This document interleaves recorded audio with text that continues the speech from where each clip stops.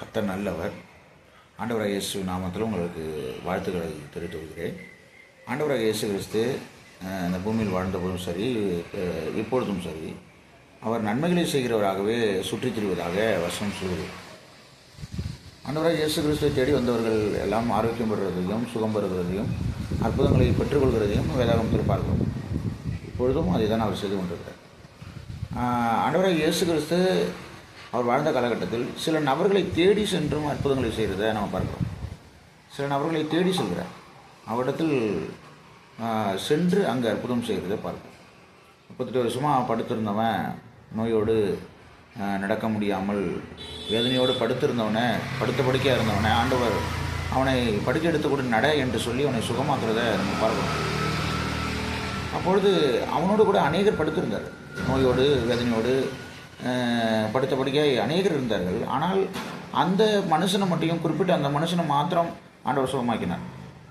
இதை தான் எதிர்ப்பாளர்கள் என்ன சொல்கிறார்கள் என்றால், அநேகர் அங்கு இருந்தார்களே, அவர்களெல்லாம் ஆண்டவர் ஏன் சுகமாக்கவில்லை என்று கேட்கிறார்கள்.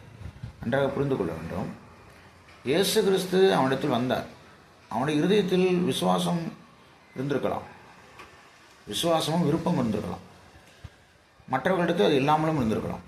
எப்படி நான் சொல்கிறேன் என்றால், ஆண்டவர் அவனிடத்து வந்தவுடனே கேட்குறார், நீ சுகமாக வேண்டும் என்று விரும்புகிறாயா அப்படின்னு கேட்குறார். அவன் சில காரியங்களை சொல்கிறான். நான் இவ்வளோ முயற்சி செஞ்சேன், என்னை யாரும் குளத்துக்குள்ளே கொண்டு போகலை, தேவதூதன் குளத்தை கலக்கும் பொழுது கொண்டு போகலை, எனக்கு உதவி செய்யலை அப்படின்னு நான் சொல்கிறான். அதனால் நீ சொல்லாத, நீ சுகமாக வேண்டும் என்று விரும்புகிறாயா? ஆம், சுகமாக வேண்டும் என்று விரும்புகிறேன்னு சொன்னோன்னா ஆண்டவர் சொல்கிறார், நீ படுக்கை எடுத்துக்கொண்டு நடங்குற. உடனே அந்த நிமிஷமே அவன் சுகமடைகிறத பார்ப்போம். ஆகையால் அற்புதங்களை பெற்றுக்கொள்வதற்கு, நம் இருதயத்தில் அற்புதங்களை பெற்றுக்கொள்வதற்கு நம்முடைய இருதயத்தில் விசுவாசமும் விருப்பமும் முக்கிய பங்காற்றுகிறது. விசுவாசமும் விருப்பமும் வாஞ்சையும் இல்லாமல் ஆண்டவரை நம்மிடத்தில் இழுத்து கொண்டு வர முடியாது.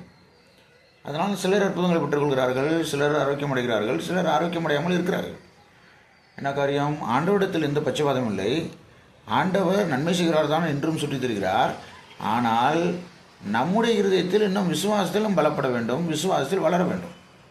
என்னுடைய வார்த்தையை நாம் கேட்கும் பொழுது, ரேமா சத்தத்தை கேட்கும் பொழுது நம்முடைய இருதயத்தில் விசுவாசம் வளரும். விசுவாசம் வளரும்போது ஆண்டவர் நம்மிடத்தில் வருவார், வந்து அற்புதங்களை செய்வார். அற்புதங்கள் அனுதினமும் நடக்கும். அதில் மனதில் வைப்போம், வார்த்தையை வைத்து யோசிப்போம். கர்த்தர் நல்லவர்.